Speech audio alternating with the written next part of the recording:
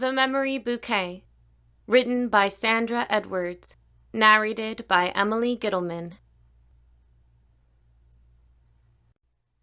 Separate Ways, Ginger's Story. I've never been able to cross over the Lost Creek Bridge without thinking about Jeffrey Dean Ramsey, and it's impossible to get into the town of Cypress Falls over the interstate without it, unless you take the long way around. But that involves a lot of back roads, and trust me, you don't want to get lost on some Louisiana back road in a rental car. It ain't exactly LA, which is where I live now. I suppose there's some deeply buried, lonely part of me that enjoys revisiting my past upon occasion, but a past with a guy like Blue, as his friends used to call him, is worth remembering, especially when you've got a cad like Keith waiting at home in the here and now. Tango's sits about a mile up from the bridge on the outskirts of town. That's the only place they'll let a bar exist around Cypress Falls. This one's been there since the dawn of time, I think. I can remember Tango's back when I was a kid. In fact, I got my first alcoholic drink there when I was 17. Yeah, it wasn't legal back then either. Usually when I come home, if it's not a family thing, it almost always has something to do with heartaches and regrets. This time was no exception. My husband Keith had gone off on one of his business trips again, and the kids were away on a summer trip to Cancun. I should be so lucky. So there wasn't really much reason for me to sit around the house. Plus, I never was the kind of girl to sit around waiting for a guy to show up, even if he was my husband. Times like this, I always like to drop by Tango's before heading for my parents' house. A little liquid courage never hurt anybody, especially when you know what's waiting for you when you get to the house. Facing the ridicule of my mother was never easy, at any age, and my mother always has plenty to say about my marriage, even after all these years. I tapped on the brakes and let the car roll to a stop near the front door of the bar. There were only a couple of cars in the lot. I was glad I wasn't likely to run into a bunch of people who'd be asking all kinds of nosy questions about my very famous twin sister, or my failure to nab and hold on to a husband who was, at best, a second-rate actor. I let out some of my frustration when I palmed open the wooden door. The inside was as empty as the parking lot. Tango was behind the bar, wiping down the counter, and not looking much older than he had when he served me my first drink 25 years ago. God, had it been so long? It seemed like yesterday. I approached the bar, and he gave me a wink and half smile.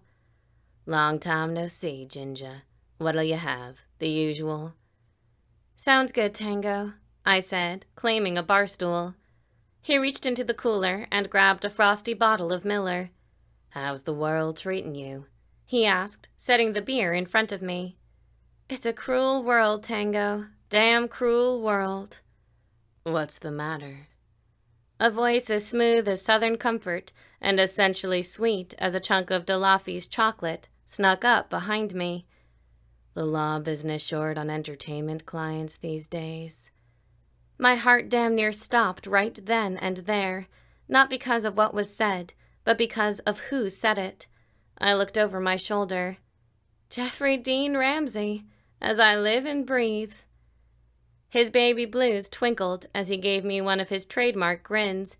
When he smiled, it was hard for a girl to resist. Then and now. "Ginger." He said my name, and everything after that was a blur. At least, that's the story I'm telling for how I ended up in his arms. It wasn't as bad as all that, though. It was just one of those friendly greetings between old friends that went on a little too long, because we also happened to be ex-lovers. You see, Jeffrey Dean was my first. He inched me an arm's length away and gave me a good once-over. "Ginger, you haven't changed a bit." "Yeah, right. It'd been at least 20 years. "You're as beautiful as ever." "And you're as good a liar as ever." We laughed, and I climbed back up on my bar stool. "May I?" he asked, gesturing to the empty stool at my side. "Be my guest," I shrugged. Jeffrey Dean joined me at the bar, and Tango served us tequila sunrises in honor of those old high school days. Hey, do you remember when we met? Jeffrey Dean elbowed my arm. How could I forget? It was the night of the summer festival that had always taken place around the 4th of July holiday.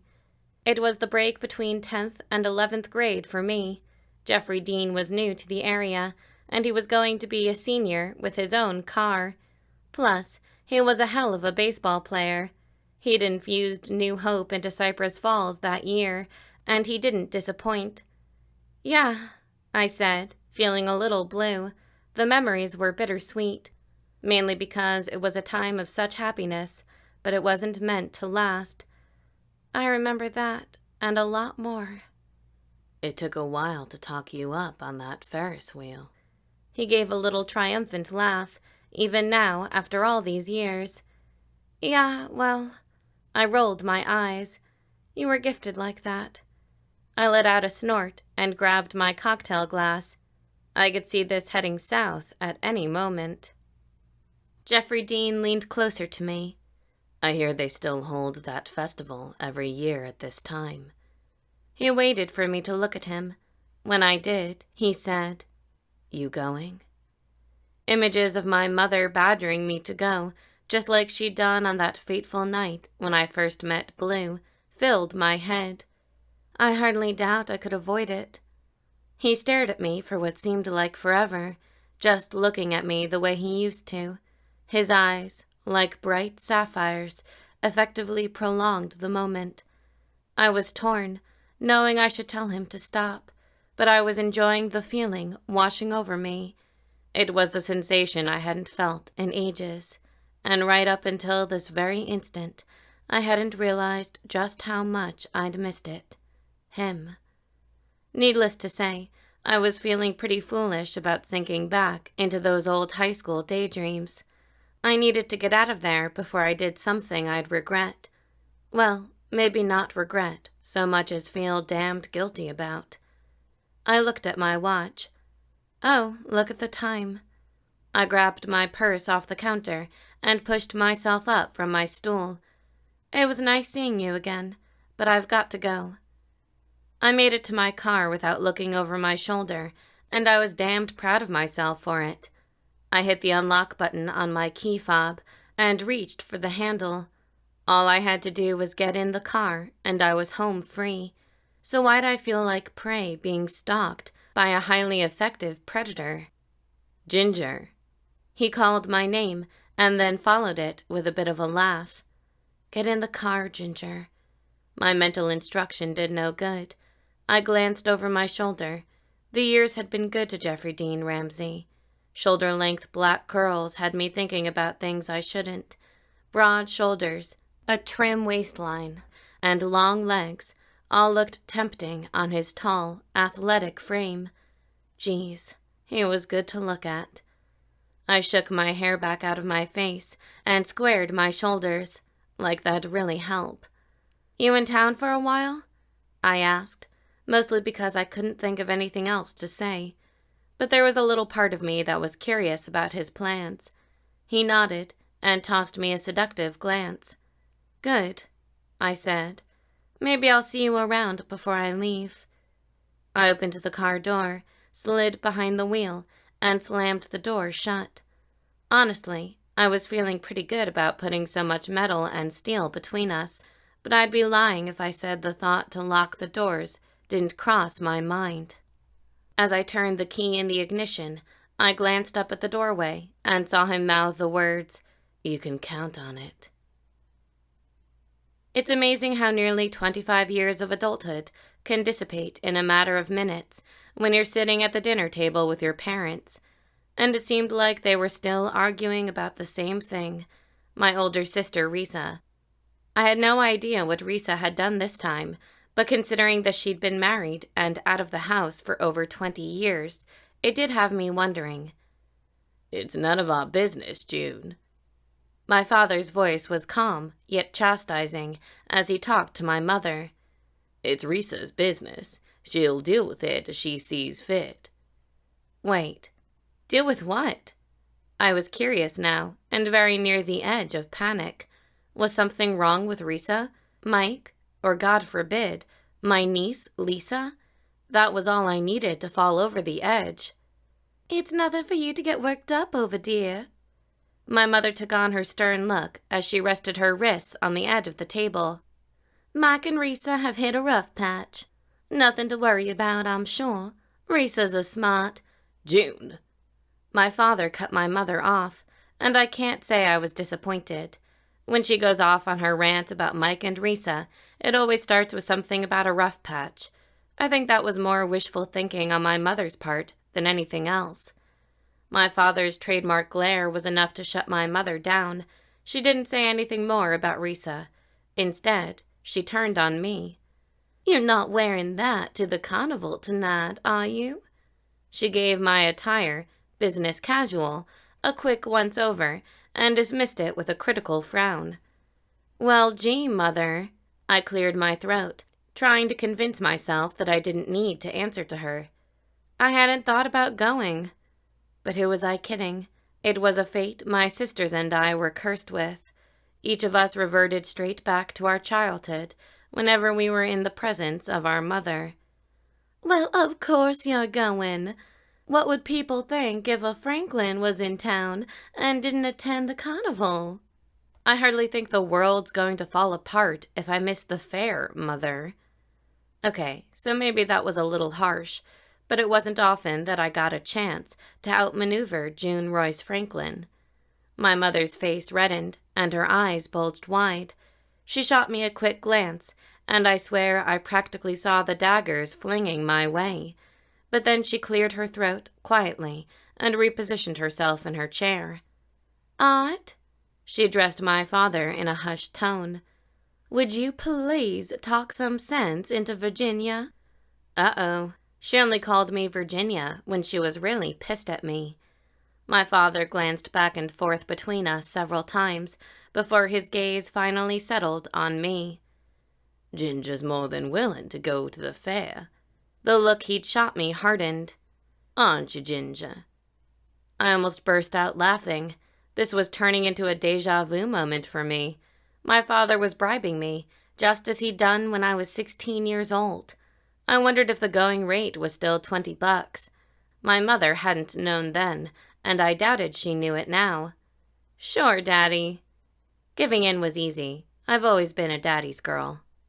"Besides," devilish laughter played with Daddy's words, "she just might run into J.D. Ramsey." "Aunt!" Mother's voice went into chastising overdrive. "Ginger is a married woman."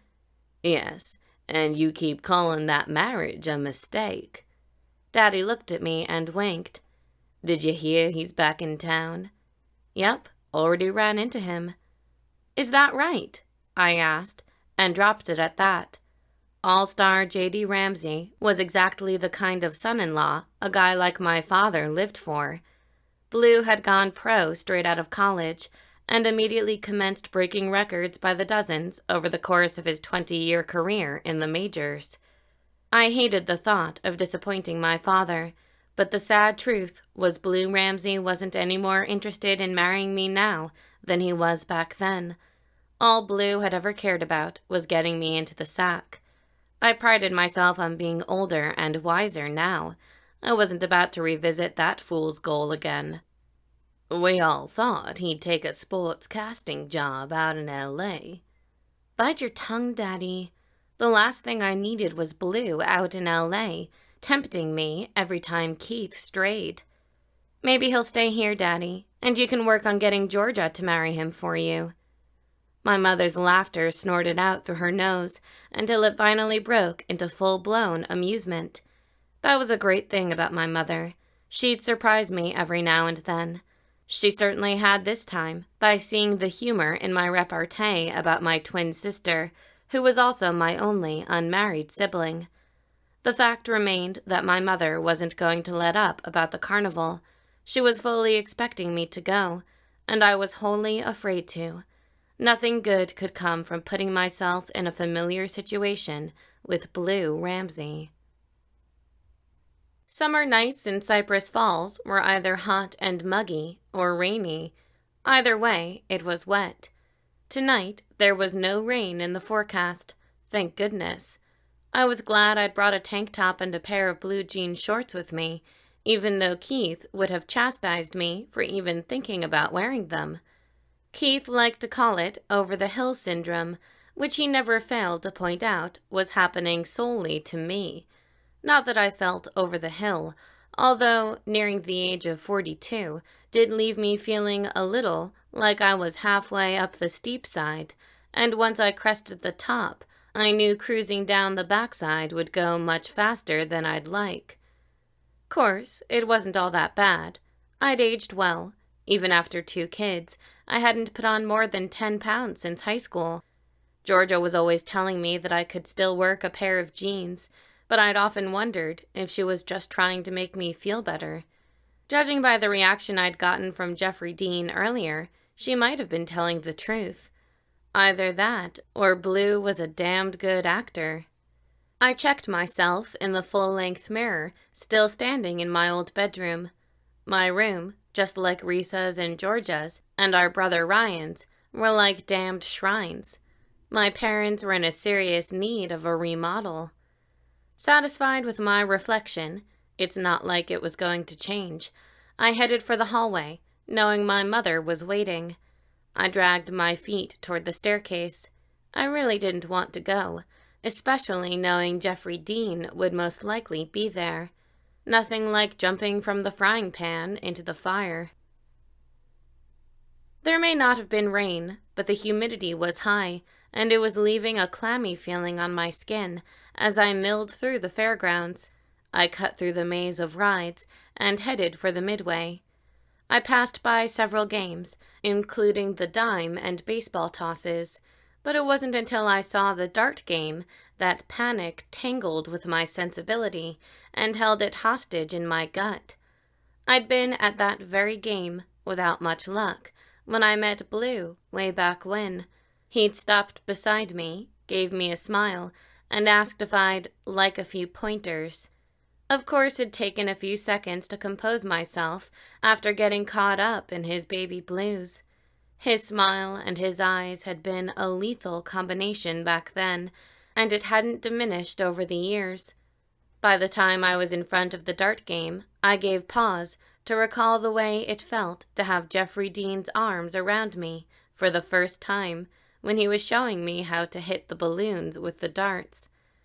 I thought about grabbing a bundle of darts and trying my luck, but why breed trouble? I'd best haul my ass on over to the nearest concession stand and get myself a corn dog and a Coke instead. After procuring my provisions, I found an empty picnic table in the makeshift courtyard and settled in to tame my wandering thoughts with food. I ripped open the mustard packet in one corner and squeezed a healthy line onto my corn dog. As soon as I bit into it, I knew it was a bad idea. Unlike when I was a teenager, this delectable little treat would now go straight to my hips. I gave the consequences a second's notice, and then took another bite. From the corner of my eye, I saw someone walking toward my table. I hadn't let my gaze travel up to identify the face, because I didn't need to. I knew who it was, and for that very reason, I avoided looking up. If I didn't acknowledge him, maybe he'd go away. Ginger Franklin. His voice carried more amusement than I was comfortable with. Imagine running into you here. Like a magnet, my eyes were pulled up to meet his. I tried, probably without much success, to plaster on a stone face. I haven't been Ginger Franklin in a very long time. I let my eyes linger on him for a moment before I cut back to the corn dog in my hand. To my dismay, Blue helped himself to a seat across the table from me.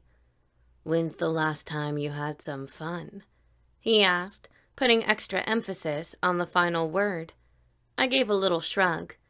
"I have so much I hardly know where to begin," I lied. If I was being completely honest, the more accurate response would have been, "It's been a while." But who wanted to say something like that to Blue Ramsey? Tomorrow morning, you and me, we're going up to the falls."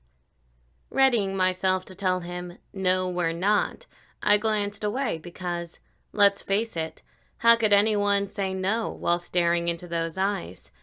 And that's when I saw them, Lisa and Ethan, strolling along hand in hand.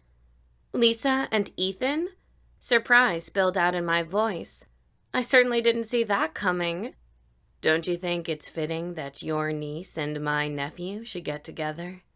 Hell no. My niece, Georgia's niece, getting together with Tommy Dixon's son was a disaster waiting to happen, especially since Georgia and Tommy had unfinished business. Lisa and Ethan were in their early 20s now, and the haunted past should have died away long ago, but it hadn't. Nope, those old ghosts were alive and kicking. Georgia's success, Lisa, and even Ethan were all constant reminders of how life had taken an unexpected turn. I stared at Lisa and Ethan. Lisa really favors her Aunt Georgia. Did I mention that Georgia and I aren't identical? And Ethan, he really looks like his dad. It was almost like looking back in time and seeing what might have been if Georgia and Tommy hadn't been star-crossed. This is so weird. "Yeah," Blue chuckled. "You should have seen my sister's reaction." I hadn't thought of that. But hey, Kathy had had 7 years to win over Tommy. That's how long they'd kept up the charade after Tommy married her because he'd gotten her pregnant. But I think everybody knew, including Tommy and Kathy, that the marriage was destined to fail. Even so, for as much as I'd always thought Tommy belonged with my sister, I couldn't help feeling sorry for Kathy. She'd loved a man who couldn't possibly love her back, and it was mean of her brother to take pleasure in her pain.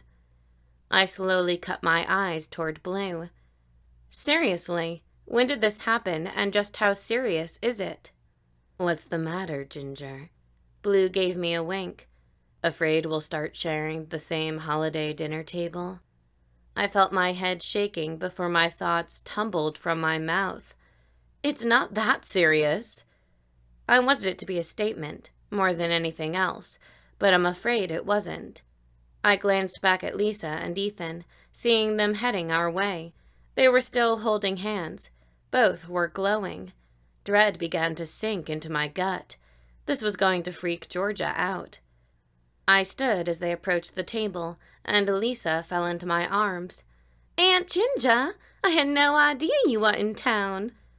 We parted, but her eyes, twinkling with the light of love, stayed glued on me. "Are you here for long? Did Justin and Diana come too?" she asked of my teenage children. "No," I shook my head. "I just came in for the weekend." I'm not sure when I'd made that decision. In that instant, I guess.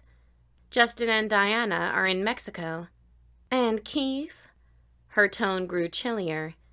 "Keith is away, on business," I said, as we all sat down at the table. Lisa did a little half roll with her eyes and capped it off with a slight nod. She knew, as well as I, monkey business was more like it. It's funny how family members can read a cad like an open book. It would have helped if they'd told me before I married him 5 years ago. Thankfully, he's not the father of my children. That honor belongs to my first husband, Rick. He stayed long enough to knock me up twice and then split. There were 2 other husbands between Rick and Keith. I have been called, upon occasion, a serial bride. That may be why I put up with a lot from Keith. 4 failed marriages looks pretty bad on a dating resume. I'm not sure exactly when I saw it, but it was right about then that I noticed it. The colossal diamond on a certain finger on Lisa's hand. I guess my mouth dropped open because her hand inched across the table at me. "Isn't it gorgeous?" "It's beautiful," I said. "When did this happen?" "A few days ago. We haven't made a formal announcement yet." Oh, God. I hope your mother knows. If I found out before Risa, there'd be hell to pay. Lisa giggled. "Yes, Mom knows." Well, what else was there to say? Congratulations to both of you, I said, glancing back and forth between them. My attention finally stalled on Lisa's new fiancé. Ethan, how are your parents? Fine, he shrugged. My dad seems to have a lot in his mind lately. Yeah, I'll bet. Like my sister, maybe, and how his son was about to marry her niece. I glanced over at Blue. Oh, Lord, fate had been a cruel bitch to both Georgia and me. Have you set a date yet? I asked. It was better to keep the conversation out of the past. Nothing good could come from going there. Not in Georgia's case, and definitely not in mine. Not yet, Lisa smiled. But when we do, you'll be the first to know. I laughed, doubting that, but appreciating the gesture. We all stood at the same time, as if our minds had been tied to some universal mental cue. Blue and Ethan exchanged some manly farewells, while Lisa gave me another hug. It's so good to see you again, Aunt Ginger. When we do set the date, I hope you'll come. I wouldn't miss it for the world, I said, as she and Ethan locked hands again, preparing to leave. Please make sure Aunt Georgia comes too, Lisa said in an almost pleading tone. She and I both knew she'd have to twist Risa's arm to get her to send Georgia an invitation. Risa had been mad at Georgia for so long now that I think my mother is the only person still holding out hope that Risa would come around. Georgia wouldn't miss your wedding for the world, I told Lisa. Besides, you're her favorite niece. Aunt Ginger! She giggled and turned away, leaving me and Blue standing there all alone. Nothing good could come from that either. Care to go for a walk? Blue whispered against my ear. Where'd you have in mind? Memory Lane. I'd be lying if I said I didn't think about it, seriously, and probably far longer than I should have. I looked sideways at Blue. It wasn't smart to look that guy in the eye head on. I really should be going. I moved slowly away from him, hoping he wouldn't notice until I was long gone. Tomorrow morning, Ginger. He winked at me. We're going up to the falls. Right, tomorrow morning, I said, turning away. Tomorrow morning, I'd be long gone. This may have been the first time my mother was actually happy to see me leave Cypress Falls. The farther she could get me away from Jeffrey Dean Ramsey, the better. For once, I tended to agree with her. See, it's not that my mother's old-fashioned about fooling around, so much as she is about appearances and scandals. Scandals are the worst thing that could happen to our family, from where she's sitting. Georgia and I have given her lots to contend with. And while Blue Ramsey may have been my weakness, still, he wasn't the reason I was leaving. Nope, it was all about Georgia. Word was bound to spread soon enough, and it's better that she heard it from me. Or at the very least, I needed to be there with her when she heard that her niece was about to marry Ethan, son of the man Georgia had secretly loved for practically the whole of her life. I booked an early flight for the next morning, somewhere around the crack of dawn, so I'd be long gone by the time Blue showed up at my parents' house. When I got back to Southern California, my own home was eerily silent. The kids weren't due home until tomorrow, but I would have thought Keith would be back by now. I tossed my keys on the kitchen counter and headed for the back stairway with my cell in hand. I hit the speed dial for Georgia. Ginger? Her voice poured through the earpiece. How was Cypress Falls? Scary. Uh-oh, what happened? Well, first off, Blue Ramsey is back in town. Georgia's devilish laughter gave me a chill. Talk about a blast from the past. That ain't the half of it. Where are you? How fast can you get over here? I can be there in 10 minutes. Good. She was home. All she had to do was hop in her car and zip around the corner. I walked into my bedroom as I disconnected the call. Nothing appeared to be out of place, but still, something was off. I scanned the room. On my second run, I saw the folded paper lying on the dresser. I walked over, scooped it up, and opened it. Anxiety blew through me. Ginger, we both know this hasn't been working for a while now. I'll send the movers for the rest of my things in a day or two. I wish you the best, and I hope you find what you're looking for, the thing that makes you happy. We both know that's not me. Keith. Seriously? A note? Man, I sure know how to pick 'em. My cell chimed. I looked at the display. A text message from Blue.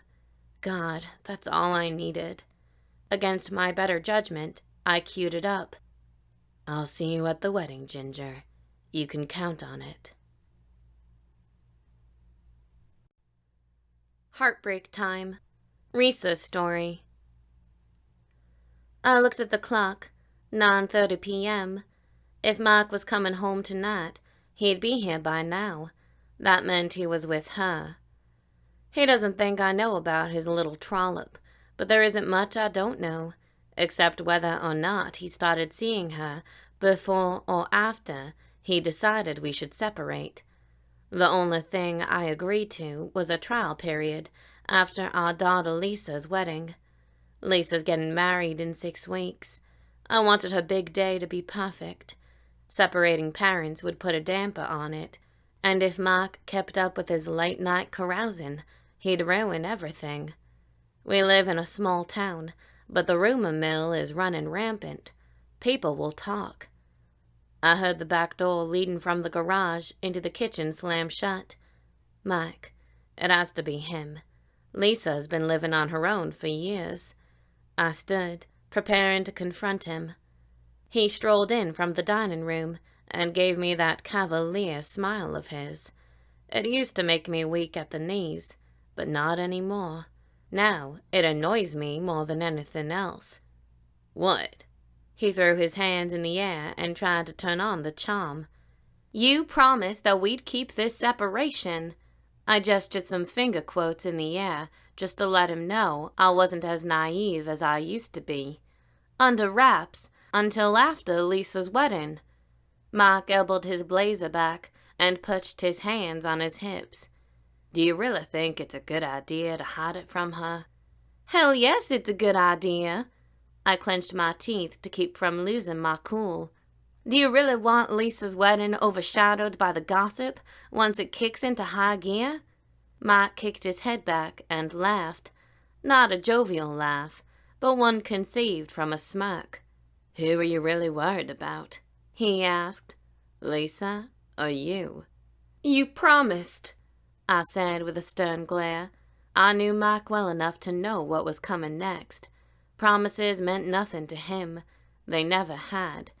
Even so, I'd been hoping he'd keep his word, just this once, for Lisa's sake. You don't have to worry. He shook his head. I talked to Lisa this afternoon. You what? She knows. He gave me that smirk of his again, and she didn't freak out the way you claim. Mike? I cleared my throat, hoping that'd stop me from screaming. I never said she was going to freak out. This was a losing battle, and Mike was going to make sure that I ended up looking like the bad guy. I don't want anything to ruin Lisa's wedding. Why can't you understand that? I don't want her to have to endure the hushed voices when she walks into the florist shop, the bakery, the dress shop. Lisa's wedding is your excuse now. What will it be after the wedding? He asked. Some new drama that has to keep us living together under the same roof? He shook his head. I'm done, Risa. Mike shrugged and headed for the stairs. I strolled to the landing at the bottom of the staircase and leaned toward it. Make sure you take anything that's important to you with you tonight, I said, just above a whisper. Moments later, he trotted down the stairs with a single suitcase in hand. I'll send someone for the rest of my things in a few days. He passed me by, heading for the door, without so much as a sideways glance. I stepped toward the door and closed it with my foot. A few days, huh? A lot can happen in a few days. I ended my statement with a little laugh.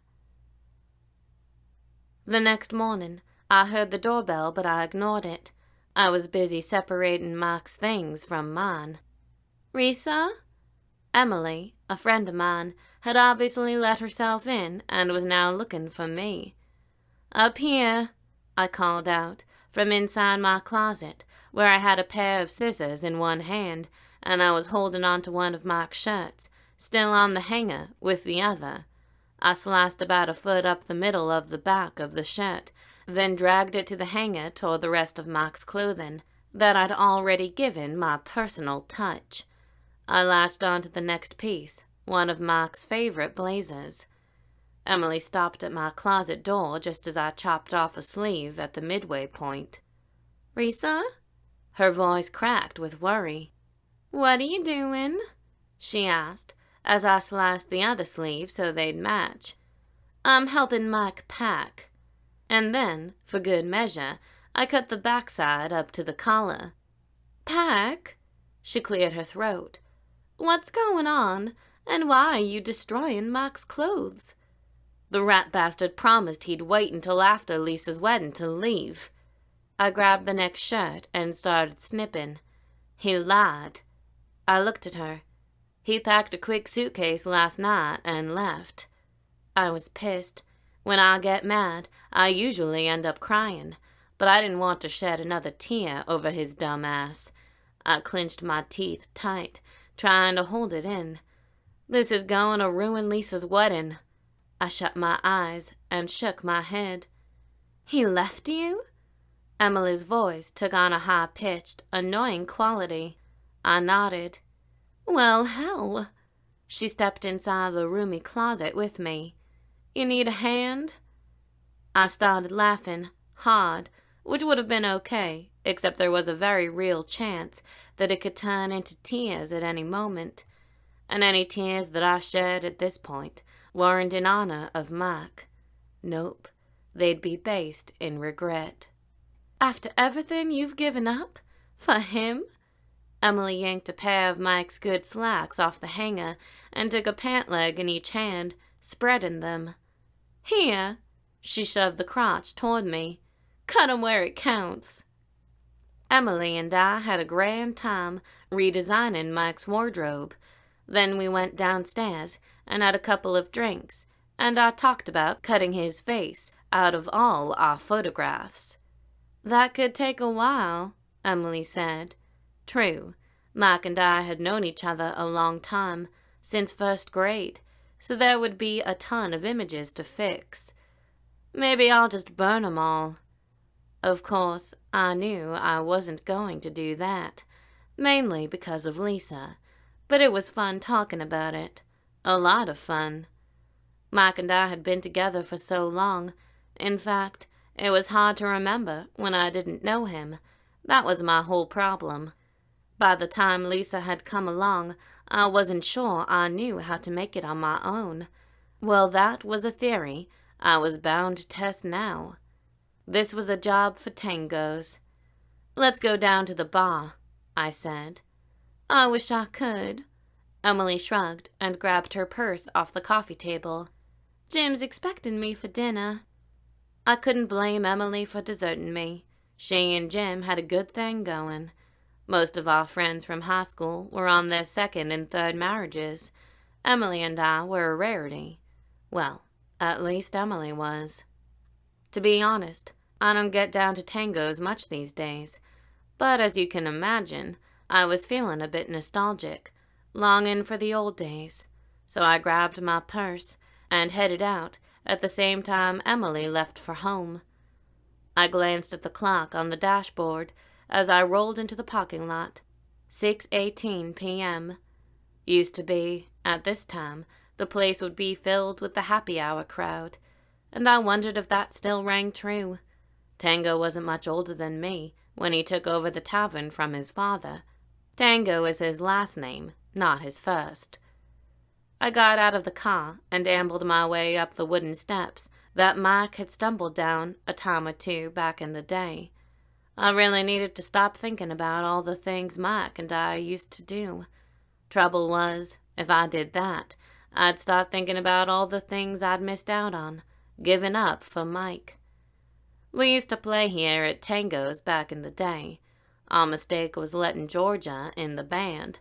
My little sister, as it turned out, was loyal to no one. Then again, look where loyalty got me.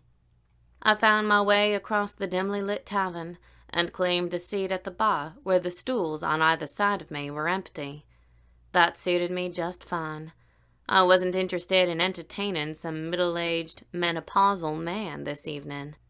Tango strolled toward me with a smile tipping his mouth. "Miss Risa." He leaned against the counter. "How's that beautiful voice?" That's the one thing I had on Georgia. I could out-sing her any day, for all the good it did me. She was the famous one, the one who got paid, very well, to sing, while I was sitting on my ass at Tango's, starting to wonder how I was going to provide for myself after the divorce. Well, it really wasn't as bad as all that. I had plans to take Mike to the cleaners. 25 years of marriage, and the fact that I'd given up everything for him had earned me the right. "It's been quiet lately, Tango," I said of my voice. "How are you doing?" "All is well in the world of Tango," he chuckled. "What can I get you?" "I'm feeling a little nostalgic," I nodded, giving it some thought. He raised a finger in the air. "I know just the thing," he said. "Leave it to me." Fair enough. Normally, I wouldn't be so easygoing, but things were about to change, and I needed to change right along with the times. I didn't really pay much attention to the drink Tango was concocting, but when he set the glass down in front of me, the cherry-tinted liquid stirred familiarity deep inside me. Could it be? "Try that on for size." He smiled, pleased with himself. "I bet it'll spark some memories." He gave me a wink and turned away. I sipped the drink. Tom Collins. I had to hand it to Tango. He knew his stuff, and he had one hell of a memory if he remembered that I used to drink them back in the day. Next thing I knew, someone had sat down beside me to my left. I sucked up a healthy swig of my drink through my straw. I'd need the confidence to shoo away my new neighbor, then set the glass down before turning to meet my unwanted company. Tommy Dixon. But people had stopped calling him Tommy years ago. Now he preferred the more mature Tom, but he'd always be Tommy to me. As I stared into the face of Mark's best friend and the father of the groom, an anxious feeling sunk down into my gut. Tommy obviously knew everything that was going on with Mike, including that he was leaving me. That meant Tommy would think I was here drowning my sorrows. Not trying to say I wasn't, but I just didn't want it so blatantly thrown in my face. "Risa." Tommy nodded and grabbed the beer bottle Tango set down in front of him. "What brings you here?" He took a healthy drink of his beer, probably because seeing me reminded him of the old days and how a simple twist of fate could change lives forever. "I just wanted to get a drink." I shrugged, took a sip, and cut my eyes toward him. "What's your excuse?" "Happy hour. I didn't know I needed an excuse." "Hey, I'm just here to have a good time." He flashed me one of those looks that spelled pity. "How are you doing, Risa?" he asked. I was about to get pissed at him, but his tone was filled with such concern that it chased away my resentment. "I'm fine. What'd he tell you?" "Well, I haven't talked to him in a couple weeks," Tommy said, taking another hit off his beer. Couple weeks. I hadn't ever known Mike and Tommy not to talk. That's very odd. I didn't know sheriffing around here took up that much time. I hadn't meant that to be funny, but I laughed in spite of myself. Tommy had been elected the local sheriff a couple of years back, and he also raised and bred horses. Arabians, I think. Let's just say I don't agree with what he's doing. "What's he doing?" And then it dawned on me. Never mind. I turned away, embarrassment filling me up. I just don't think it's right, Risa. He owes her better than that. Yeah, I know, I said, thinking he was talking about Lisa and her wedding. He won't listen to reason, though. Well, if he doesn't make this right, Tommy's tone hardened. he and I are done. Done? You sure about that? I asked. You two have been friends for a long time. Yes, we have. He started shaking his head, looked at me, and grinned. I heard Ginger was in town not too long ago. Yes, she was. I didn't see her. So, do you think Georgia will come to the wedding? I hardly think we'll be able to avoid it. I let sarcasm fuel my tone. I have no idea why Tommy was bringing her up. He knew how I felt about her. All things considered, I kind of wondered. He paused, as if thinking about it. Then he turned back to me. But she wouldn't miss Lisa's wedding, right? I shrugged and shook my head. No. No matter what I thought about Georgia, she'd die before she disappointed Lisa. And it pissed me off that Lisa's own father didn't feel that way. Tango strolled in our direction and leaned on the bar. Hey, Risa. He gave me a big, fake grin. Any chance of getting you and Georgia up on stage while she's here for the wedding? I couldn't do anything but laugh. Me and Georgia on stage, together again, that'd be a cold day. I think Georgia's probably outgrown us, Tango, I said with a measure of regret. Not that I regretted it, really, but I didn't want to hurt Tango's feelings. He was very supportive of the band back in the day. You two never patched up, huh? Tango asked. No. I shook my head and kept my tone even. We never got past that thing. A lot of years have passed, Risa, Tommy said. Don't you think it's time to let bygones be bygones? I've not liked her longer than I've liked her. I looked at Tommy. I'm too set in my ways. Well, I thought you might be feeling differently now, but I guess I was wrong. Tommy finished his beer and set the bottle down on the counter. See you around, Tango. He looked at me again. Risa, forgiveness is a powerful drug. His green eyes stayed on me for what seemed an eternity before he turned and headed for the door. I just didn't understand why Tommy wasn't mad at her. If it hadn't been for Georgia's selfish ass, he wouldn't have had to spend nearly 7 years of his life with a woman he would never love. Then again, if Georgia had chosen differently, it's unlikely that Ethan, Tommy's son and my daughter's fiancé, would even exist. I glanced up at Tango. Well, I guess I'd better head on home. I grabbed my purse and hopped off the bar stool. Hey, Risa, Tango called after me, and I looked over my shoulder on the way to the door. If you ever want to sing, just let me know. I'd love to sing again, but that ship, like so many others, had sailed. Pieces of April, Georgia's story. Every week, my sister Ginger and I meet our friends Dana and Malibu for drinks and dinner. Dana's a daytime soap star, and Malibu, I'm not even sure that's his real name, is a hotshot events planner for the stars and the privileged. He's in his mid-30s, extremely gorgeous, and straight. I've known them both for about 10 years, and consider them two of the truest friends I have.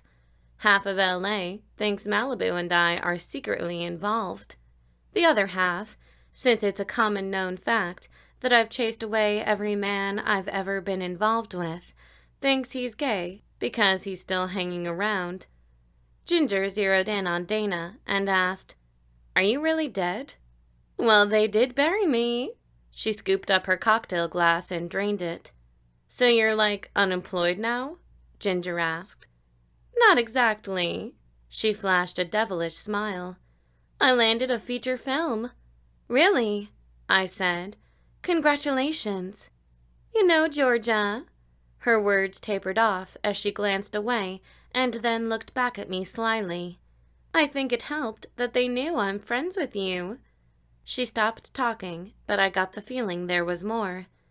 Glad I could help. I waited for the rest. Do you think you could maybe try writing something for the movie? She asked, and I knew she was talking about a song. That's what I do. I sing and write my own songs. I guess I'm pretty good at it. I've sold a ton of records and won a few awards. Yeah. I grabbed a tortilla chip and dipped it in the salsa. Have them send me a script so I can read it. I'll see what I can come up with. I popped the chip into my mouth. As always, you'll come up with something great. Malibu let his gaze bounce between Ginger and me. But I'd like to talk about this trip you two are taking. Is your past coming back to haunt you? He gave me a one-sided, dimpled grin. That got an eye roll out of me, and it was quickly followed by a groan. Trust me, the goings-on behind the scenes of the latest event you're planning, I nodded my head, are far more interesting than anything that happened to me back in the day. Don't give me that, Missy. There's a story in your past. He pointed a finger at me, and I aim to find out what it is. Some old high school boyfriends, perhaps? Dana chuckled and looked at Malibu. Wouldn't it be great to talk to those guys? Her chortle turned into devilish laughter. Malibu looked at Ginger and me. Can we come too? I gave him a big, fat, resounding no. Okay, Dana said. If we can't go, somebody's got to dish. Her gaze settled on me for a few seconds, and when I didn't say anything, she turned to Ginger and waited. Georgia casually dated a few guys in high school. Ginger shrugged. But that's not really the story you want to hear. Do tell. Malibu egged her on. Really, Ginger? I was annoyed, but I tried not to let it show, and I didn't want her embarrassing me either. You see, I knew the story she was aiming to tell. Can we just not go there? What? Dana gave one of those incredulous laughs that told me she wasn't about to give up. She'd stumbled upon a gold mine, and she intended to unearth it. Uh-huh, we're going all the way back. You guys are going to love this. Ginger was enjoying this way too much. I had to cut her off at the pass. There's really nothing to tell, I said. It's just your classic, I was in love with a guy who didn't know I existed. I tried to play it off, but that whole part of my life was still sharp as a straight razor, even 25 years later. Ginger shook her head. Georgia's leaving out the best parts. My sister's voice trailed off, and I could see in her lonely stare exactly where her thoughts were headed. 27 years ago. By the time I turned 15, I'd been in love with Tommy Dixon, a boy from my older sister Risa's class, for as long as I could remember. Some of my earliest memories included swinging in the backyard, long before I'd ever stepped across the schoolhouse steps for the first time, and being pushed in the swing by little Tommy Dixon, who, along with classmate Mike Russell, frequently ended up at the Franklin house to play. Standing in front of the full-length mirror in my bedroom on the second story of the Franklin family home, I wished I could hide away in those days when we all played in the backyard, but we'd stopped playing long ago. With Ginger and me starting 10th grade, and Risa, Mike, and Tommy in their first year of college, we just didn't play anymore. I glanced out the window. The swing set was still there. Overgrown grass and weeds beneath the seats signified its idleness during the past few years. My mother refused to get rid of it, saying she'd have grandchildren to utilize it soon enough. That statement had heated my cheeks. I hadn't even kissed a boy, much less thought of doing anything else. I was saving myself for Tommy Dixon. But here I stood, looking at myself in the mirror. I'd just turned 15, and I still didn't have any boobs. It didn't help that Ginger did. Big ones. But that wasn't the half of it. Mike and Risa were asking me to make a fool of myself in front of Tommy. I already knew he thought of me as nothing more than Risa's kid sister, and I didn't need that to turn into Risa's pathetic kid sister. Damn Risa anyway for getting sick. Didn't she know she had responsibilities with that stupid band she and Mike had started? Now they expected me to come in and save the day by singing.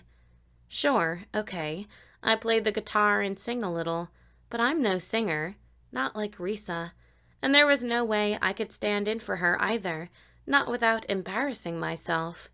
But Risa had practically begged.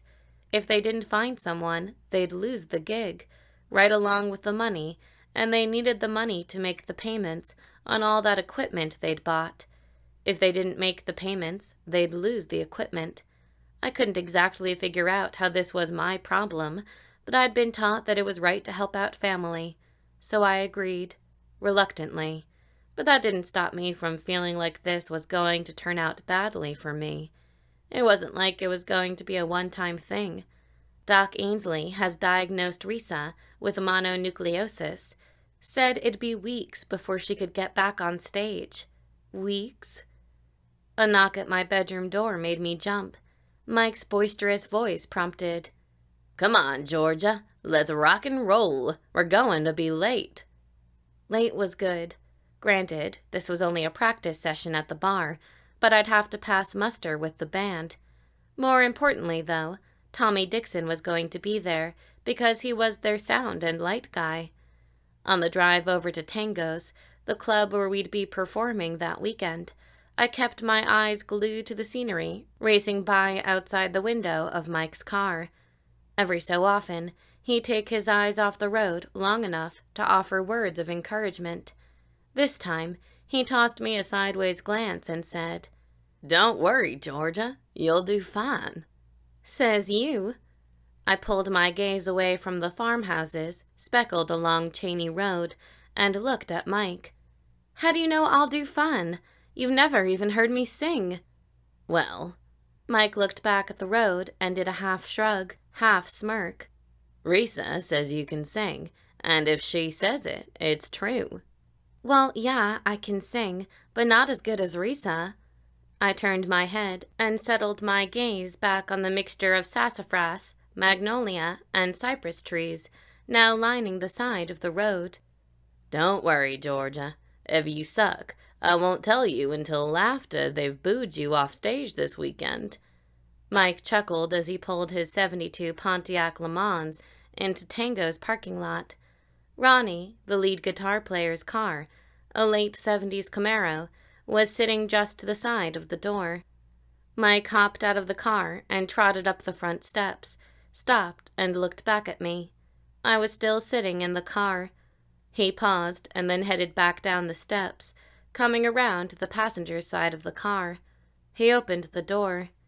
"Come on, Georgia." He gestured me out. "Let's go." I moaned while swinging my feet out and planting them on the ground. "If I end up regretting this..." Outside the car now, I slammed the door and charged up the steps. "So will you."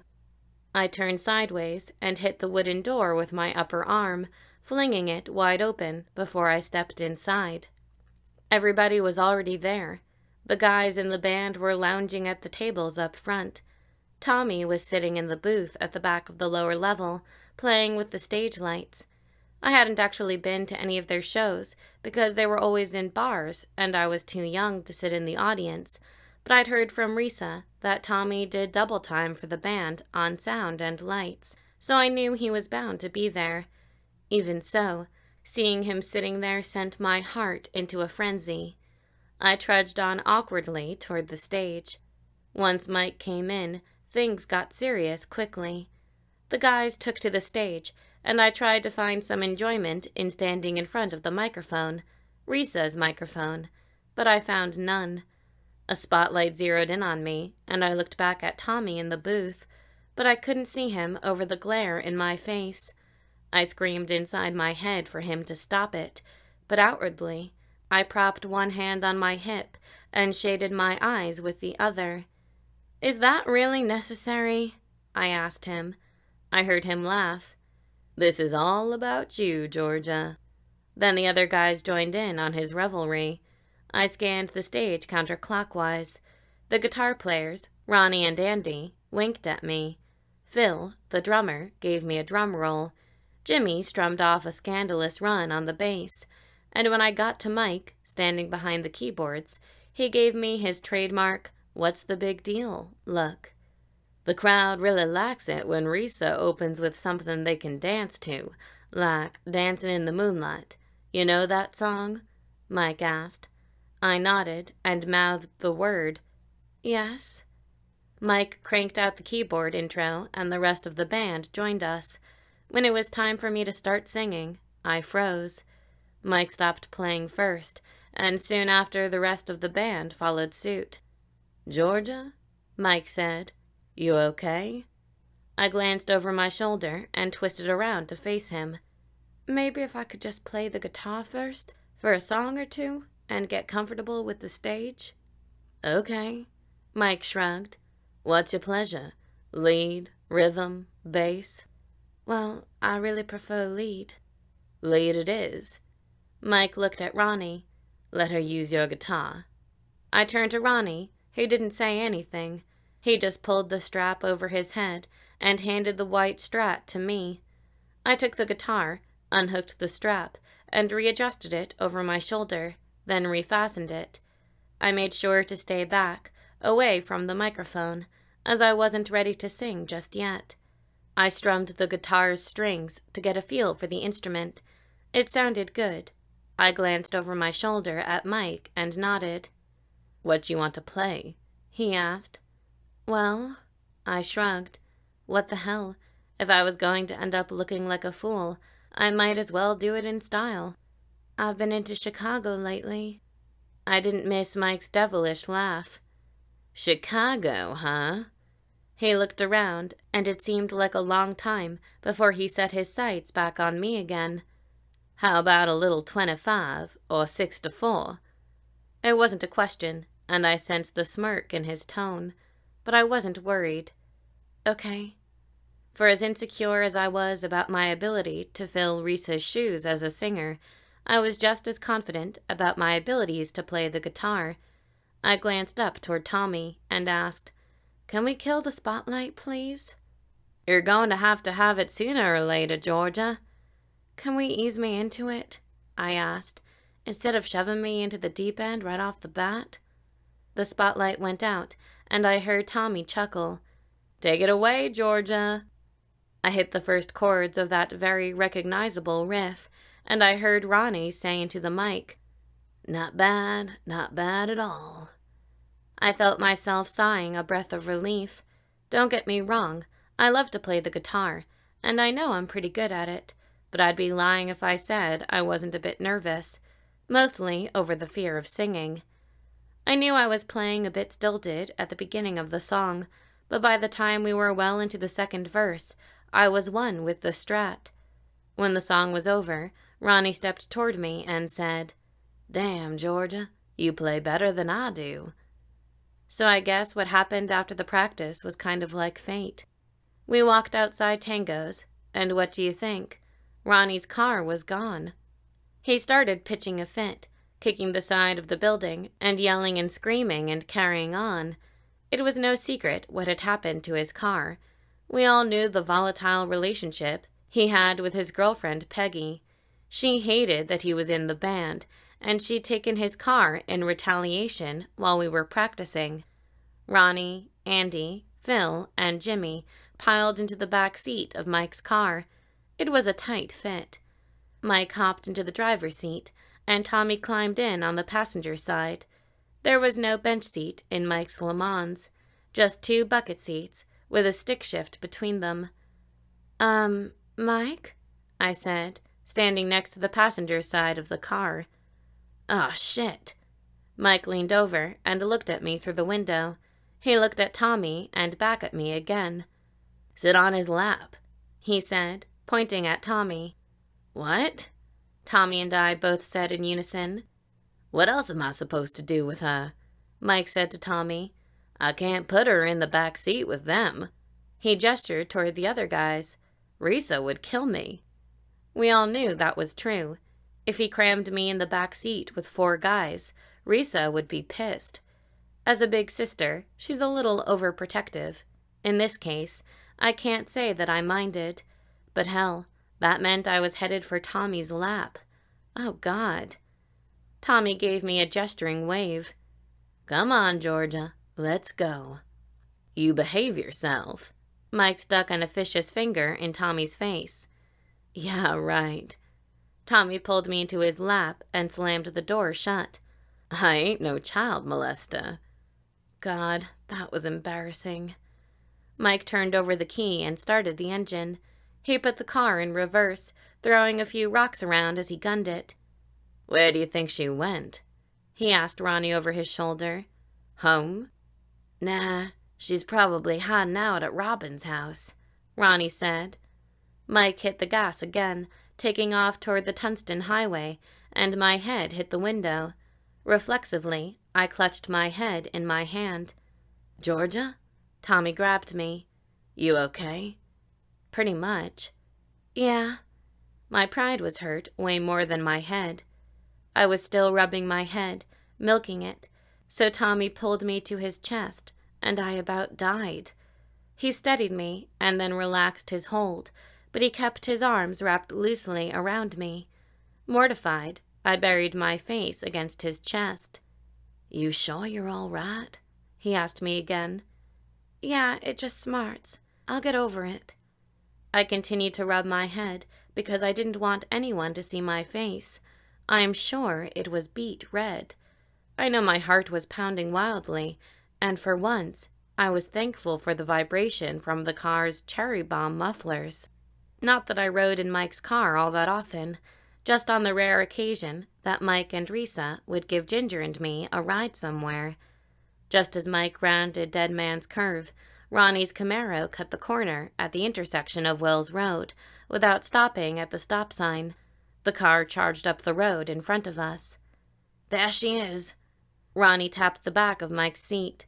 Mike gunned it and closed in on Peggy as Ronnie declared, I should kick her ass, literally. Should, Mike snorted. The fact that he advocated the literal kicking of any girl's ass didn't sit well with me.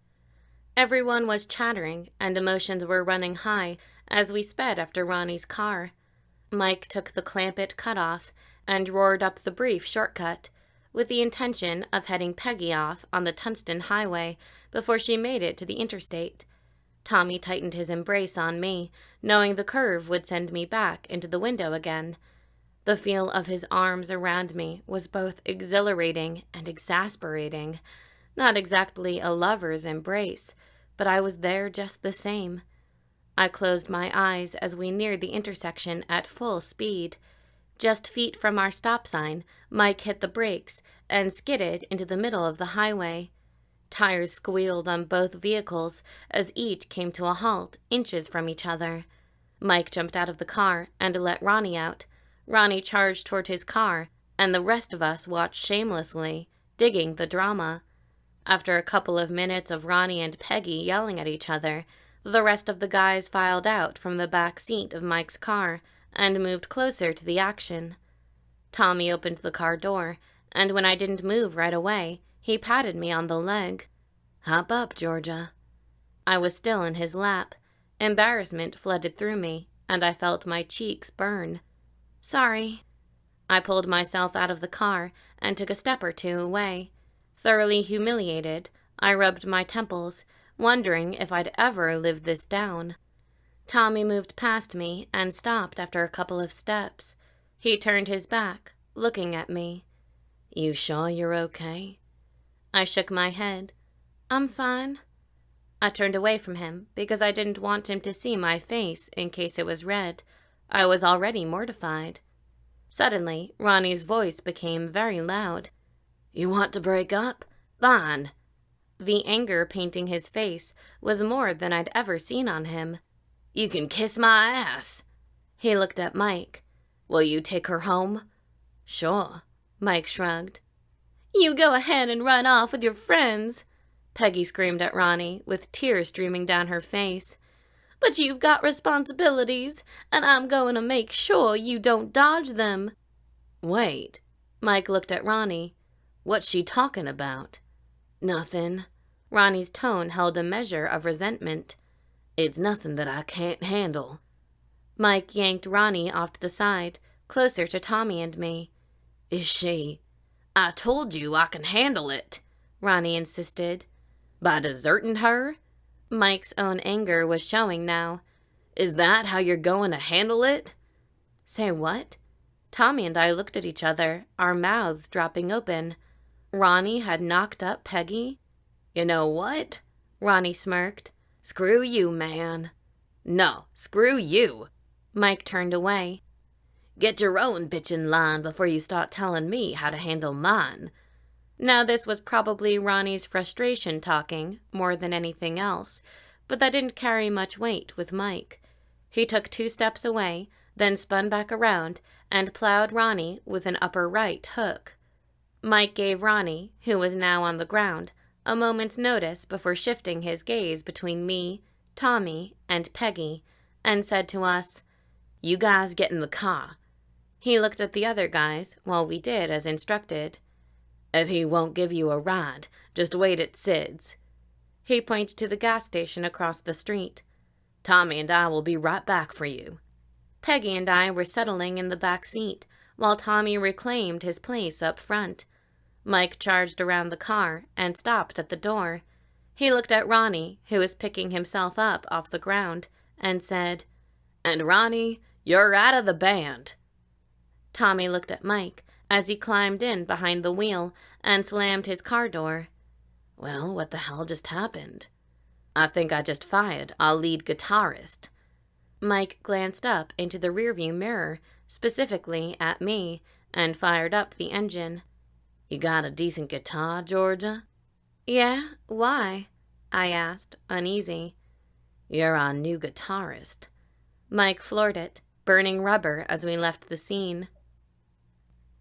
"Okay, wait. Dana slapped me on the arm, bringing me back to the present inside the LA restaurant. "Who is this band you played with as a teenager? Anybody we know?" Ginger laughed. "No, just our older sister and some guys from high school. None of them but Georgia made it in the music biz." "Yeah, but you're getting ahead of the story." I looked at Ginger. Ginger nodded and chuckled. Now she wants the story told. "Hold up!" Dana's hand was in the air.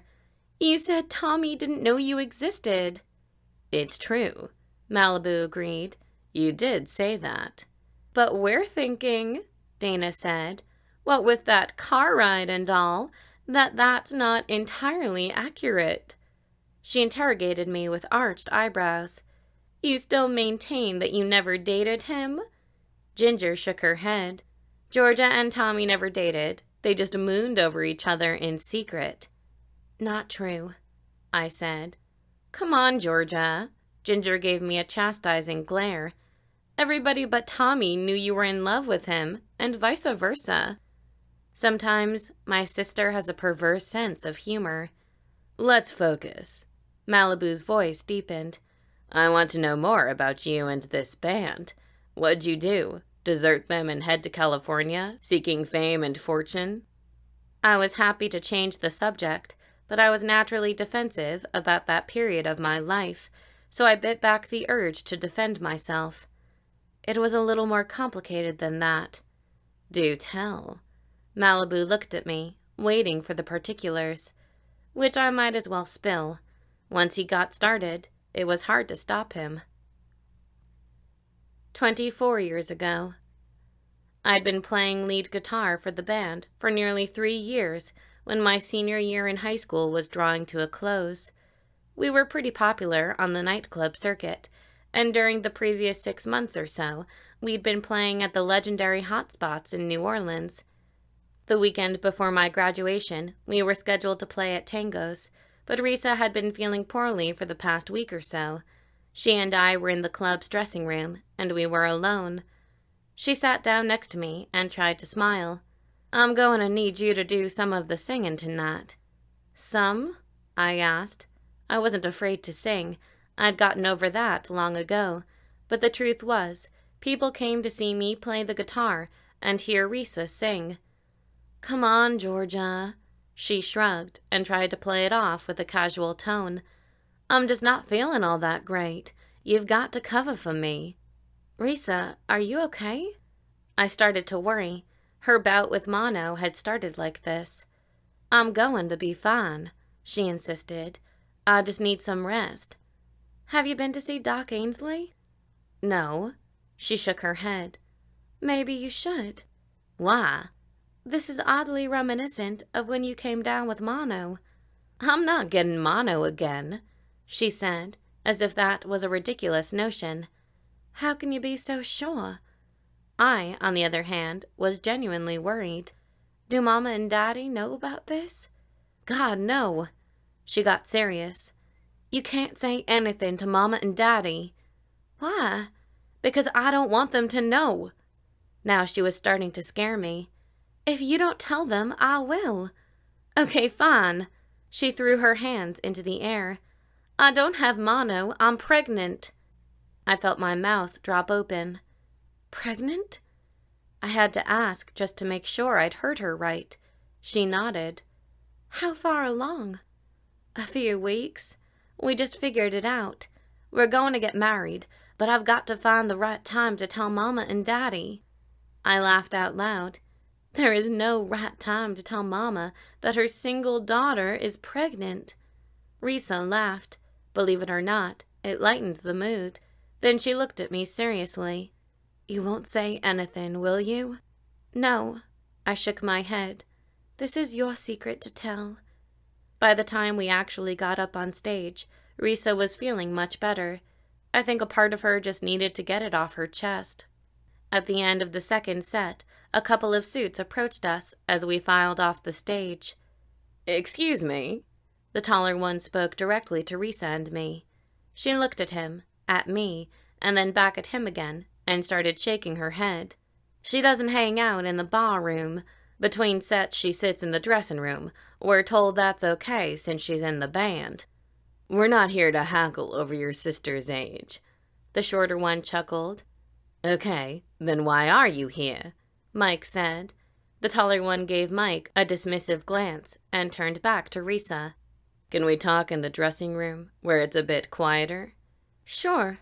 She shrugged and headed back toward the only place I was allowed to be when not on stage. Inside the dressing room, the suits identified themselves as executives for the Summer record label in LA. We were all shocked. You could tell by the silence and the jaw-dropping expressions. "One of our scouts saw you in New Orleans last month. He said you were good, and we agree." The guys in the band started crowing like banty roosters, but Risa and I just looked at each other and remained silent. "I'm sorry, guys," the shorter one said, "but we're only here for the girls." "What?" Mike bellowed. "We're here to make contract offers, but only for the two of you." He gave a gesturing wave at Risa and me. "That ain't happening." Mike shook his head. "We come with them." "Ladies." The taller one fished a small case out of his blazer and took out 2 business cards. "We'll be in New Orleans through next weekend." He handed a card to me and one to Risa. "We're offering each of you a bona fide record deal. This is not an opportunity that comes along every day." Hell no, it wasn't. I knew who Summer Records was. Everybody knew who Summer Records was. The card bearer looked at me. "You might want to have your parents contact us before you make your final decision." The suits took their leave, and Risa and I stood looking at the business cards in our hands. Mike grabbed Risa's card, ripped it apart, and threw it on the floor. Next, he stepped toward me, but he wasn't about to get my card. I hid it in my hands behind my back, and I was honestly shocked when Mike tried to overpower me. I was even more surprised when Tommy pulled him off me. "Mike," he said to his friend, "you don't want to do that." His tone was calm, but there was something in it, something inhibiting that made Mike back off. Mike glared at Tommy. "She's not accepting that deal." Let's let Georgia and her parents decide what she's going to do." Tommy cast a quick glance at me and Risa, then looked back at Mike. "Truth is, we can't make the decision for either of them. They have to decide for themselves." Mike pointed an accusatory finger at Tommy. "Bullshit!" He looked at me, then Risa, and a snarl lifted his upper lip. "This ain't happening," he said to her. He cleared his throat before taking a step backward, then spun around and stomped toward the door. He flung it open and disappeared out in the hallway. The rest of the evening spilled by with a lot of tension in the air.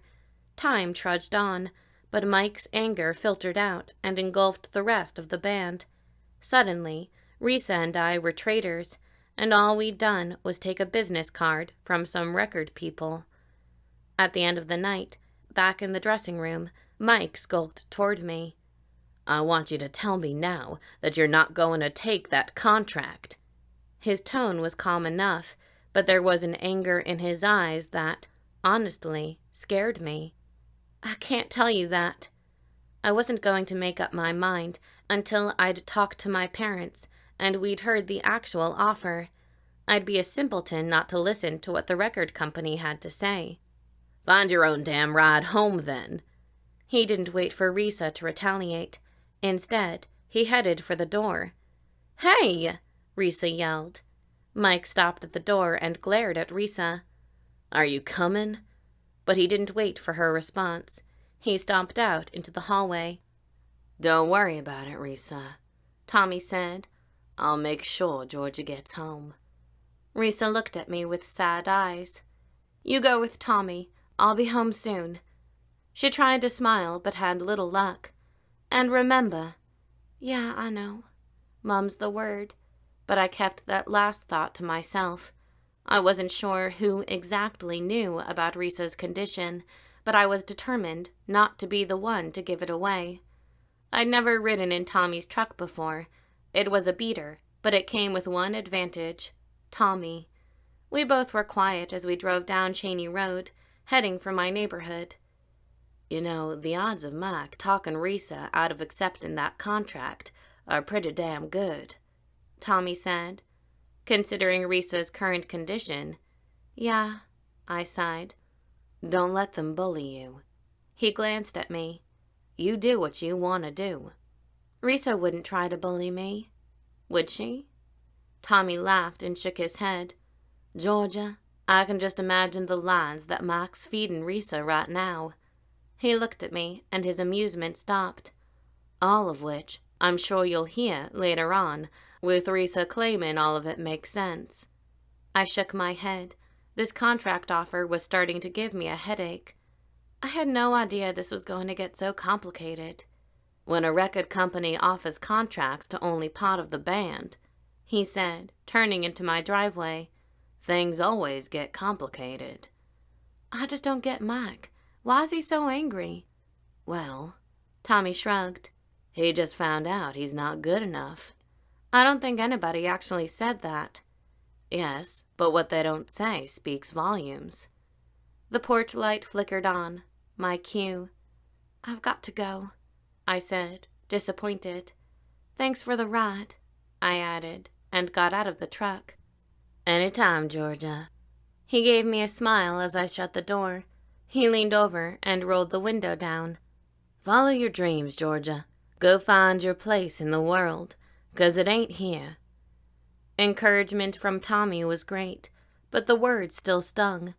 I didn't know which was worse: Mike trying to bully Risa into staying, or Tommy practically giving me a ride out of town. It was disheartening, hearing Tommy say that I didn't belong in Cypress Falls. The sad thing was, I knew he was right, but when I left Cypress Falls behind, that'd mean I'd have to leave Tommy behind too. That thought didn't leave me feeling very cheerful. Halfway up the steps, I looked over my shoulder. He was sitting there in his truck, just watching me. The look on his face was neither happy nor remorseful. I waved, and he reciprocated. The truck's engine started, and I saw Tommy shifting into gear. He stepped on the gas, backing up, and I headed inside. I opened and closed the door with care and tiptoed up the stairs. By the time I got to my room, I saw headlights rolling up the driveway. Well, it was either Mike and Risa, unlikely, or Jeffrey Dean was bringing Ginger home. Blue, as Jeffrey Dean's friends called him, was Ginger's boyfriend, and had been for nearly 2 years. He was a good-looking guy and a great baseball player. Currently in his freshman year at LSU, everybody's expecting him to end up in the majors. Where Ginger will fit into that picture, I'm not sure. For now, she seemed to be living in the moment. The car door opened, the vehicle's identity safely hidden behind the headlights, and to my surprise, Risa stepped out. She closed the door, leaned down, and said something to Mike through the window, and then headed for the house. Watching her trot up the walkway, I wondered what Mike had said to her. Well, I supposed I'd find out soon enough. I had to time it to know when to expect her to appear in my doorway. All the Franklin kids had learned how to walk lightly at an early age. My brother Ryan was still learning, but he was only 14. I suspected he'd master it soon enough. I sat down on my bed at precisely the moment I expected to see Risa in the doorway. I was right. "You're home early?" I looked up at her and nodded for her to enter. All the Franklin kids had been taught to respect each other's privacy.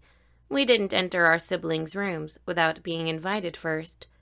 She came to my bed and sat down at the foot. "Mac thought it best that I come on home and talk to you." "Why the rush?" "Well, see, Georgia, the way music business works is—" She sucked in a breath, and I wondered if she truly believed the line she was about to feed me. I mean, I'm just a teenager from a small town. I know absolutely nothing about the music business. I suspected that Mike and Risa didn't either. We just have to be gutsy. I didn't say anything. I just looked at her, waiting for that reasoning. "We can negotiate and make them include the rest of the band." I laughed out loud. "How do you figure that?" I'm no expert, but I didn't see that we had that much to bargain with.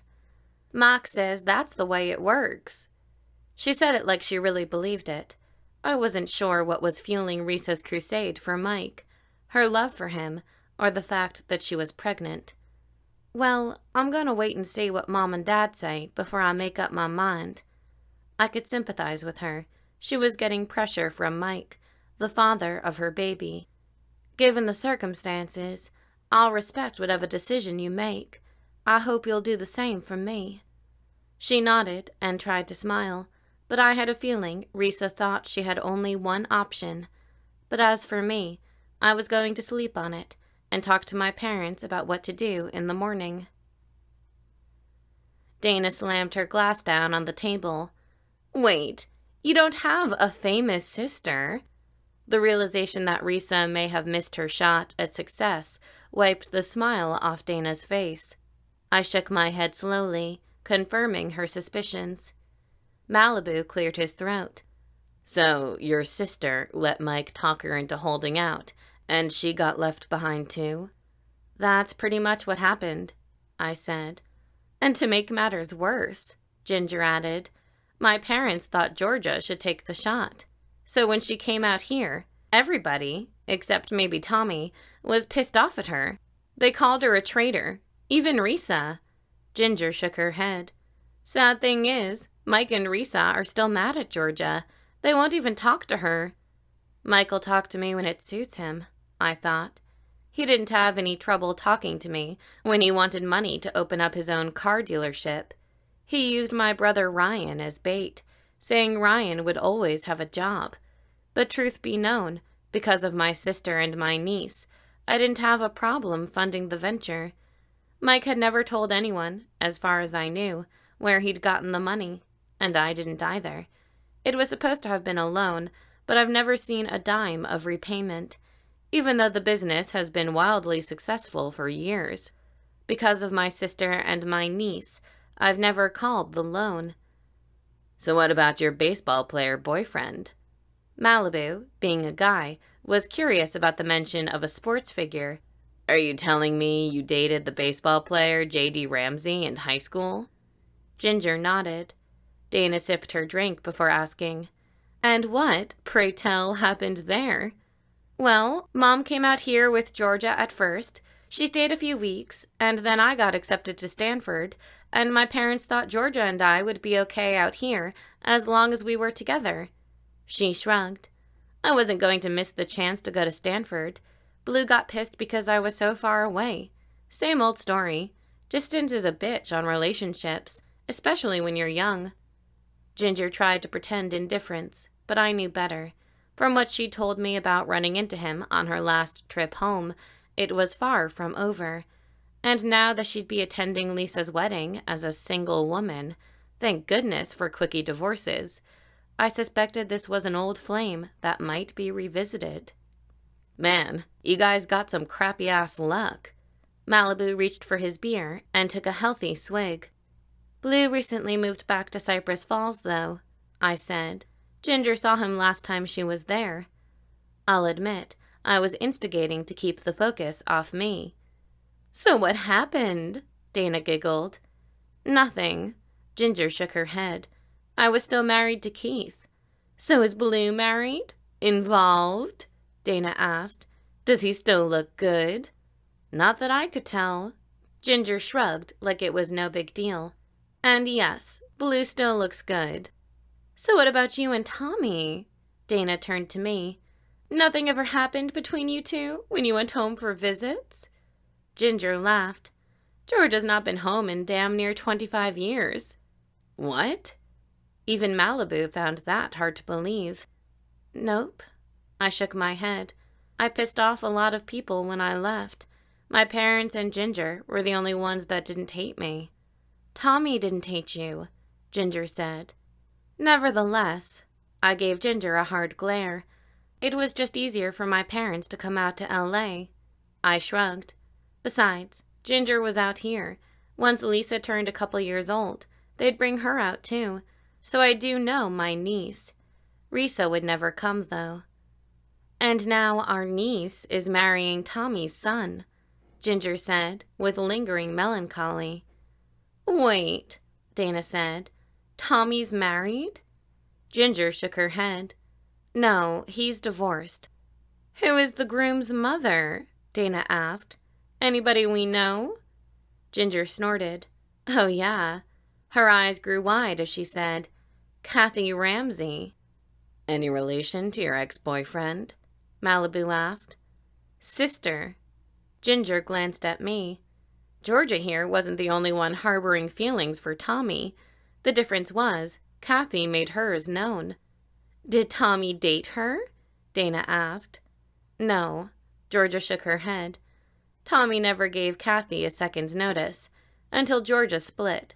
You know, Tommy really wanted Georgia to go, if that's what she wanted to do. I don't think he realized how much her leaving would affect him, though." Ginger sighed. A few days after Georgia left, rumors started flying that Tommy and Kathy had had a one-night stand. A couple months later, Tommy was talking about going out to L.A. to see Georgia, and then Kathy announced she was pregnant. "So Tommy married Kathy," Malibu said without much feeling. Ginger nodded. "And they had a son, Ethan, who's now going to marry our niece Lisa." "So Tommy never made that trip out here to see Georgia?" Dana asked. "Nope." Ginger looked at me for a second and then continued on. "Even though Tommy and Kathy divorced after a few years, he stuck close to home, not wanting to disregard his responsibilities to Ethan." "Man, Georgia, you should go home and marry that guy." Malibu shook his head and downed his beer. Me? Marry Tommy? Like that was ever going to happen. I'd been alone for the whole of my adult life. I'd been quite content pulling out the old what-if card every now and then. It was better than playing the rejected card. It was much better to daydream about what might have been. In fact, I'd gotten more than a few miles out of it in my songwriting. I doubt I'd have had as much success with penning lyrics about unreciprocated love. There was never any question about whether or not I'd finally make that trip back home to attend Lisa's wedding. If everybody still hated me, so be it, but there was no way I was disappointing that girl. Cypress Falls, ready or not, here I come. The Memory Bouquet is a prequel to the full-length novel, The Lonely Hearts Club. This has been The Memory Bouquet, written by Sandra Edwards, narrated by Emily Gittleman. Copyright 2011 by Sandra Edwards. Production copyright 2013 by Sandra Edwards.